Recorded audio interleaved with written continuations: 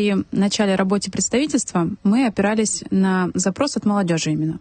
И вот одним из направлений было озвучено развитие в сфере медиа. Молодежи это интересно, потому что они все сидят в соцсетях, им интересно снимать ролики, себя как-то показывать. И вот чтобы это все было на пользу, у нас появилась идея пригласить наших партнеров, наших друзей из медиацентра «Шум» к нам провести такой интенсив.